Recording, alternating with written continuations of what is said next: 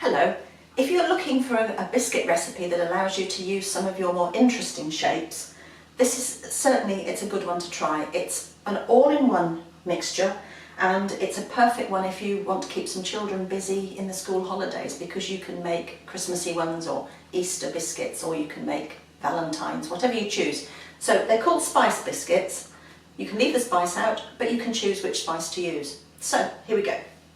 Now in my mixing bowl I've got 150 grams of plain flour, I've got 50 grams of soft brown sugar and 50 grams of soft unsalted butter. And I would use butter for this because if you use margarine they'll spread, and for a cut biscuit you need them to just rise a bit but stay sharp at the sides, so unsalted butter. Then I'm going to add half a teaspoon of baking powder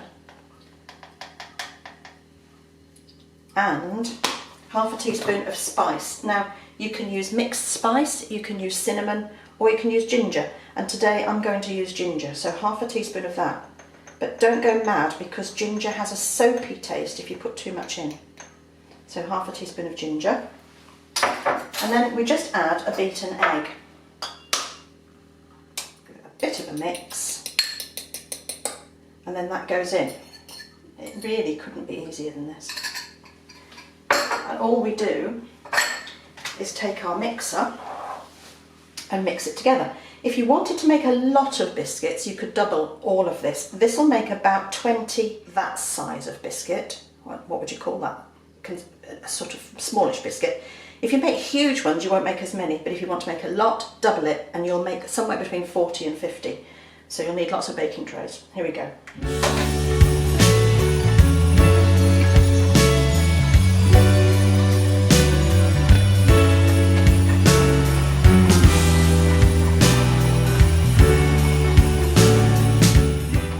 That doesn't look very promising at the moment, but having got everything mixed in, the next thing to do is get in there and knead it with your hand, and it will start to stick together and create a dough.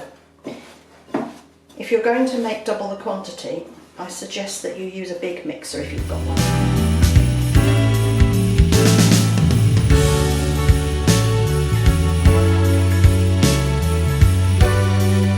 There we are, biscuit dough. Now, we're going to roll this out, so I'm going to get rid of the mixing bowl. But I need to put a little bit of flour on the work surface so that it doesn't stick. So a bit in front of me and a bit over there for the rolling pin. Right, now I've got the oven on. That's on to gas mark 3, 160 Celsius, 140 fan. And I've got a selection of cutters. If you're going to do this at a particular time of the year, if it was Easter for example, you can use things like chicks. Christmas, there are lots of stars, snowmen, trees.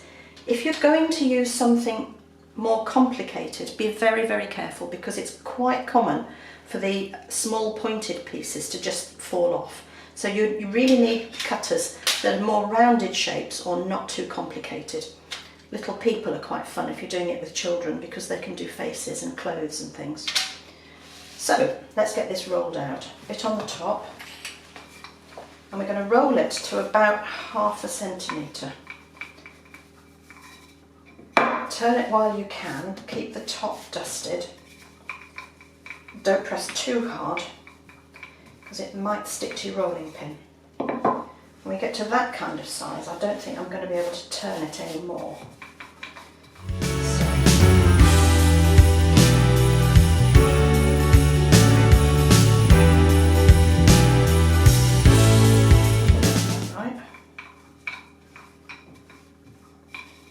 Okay, now I've got my 2 baking trays ready. I've got them lined with this magic carpet type of stuff. If you haven't got that, use greaseproof. And it's a question then of choosing what sort of shape you're going to use. And, ooh, what a dilemma. I love my little flower, so I'm going to do some of those. If you're working with a child and they decide that they want to switch shapes halfway through, and you finish up with some really small ones and some really big ones, make sure that you put the small ones on one tray and the big ones on a separate tray, because they will cook at different times. And you just keep going until you've run out of dough, and then you screw up the bits and you roll it all again. A palette knife, very flat bendy knife, is great if they haven't come out with the cutter. And because these don't spread, you can put them quite close together.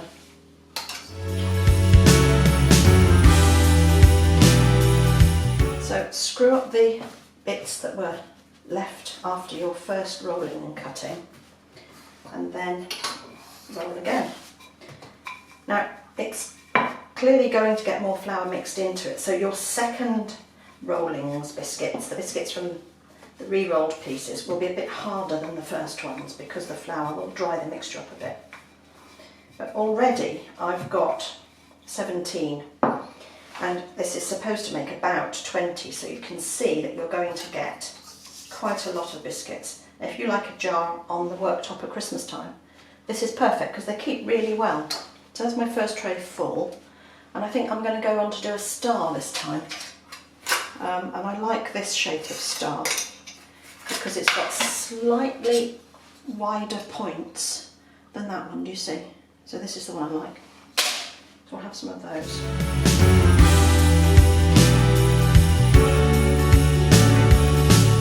Right, there we are, 32, and I've got a tiny bit left that I might just cook as a little circle, slot it on the corner.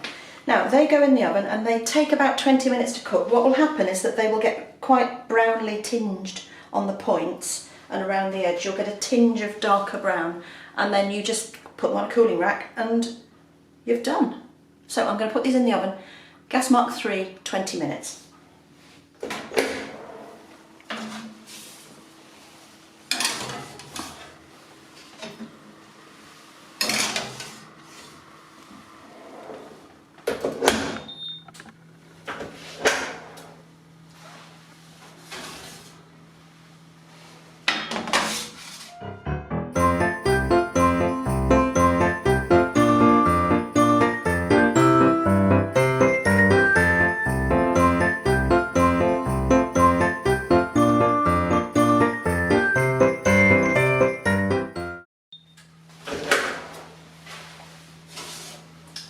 There we are, that's the second batch. They had an extra 4 minutes. So they can all go on the tray to cool. And you can leave them plain or you can ice them.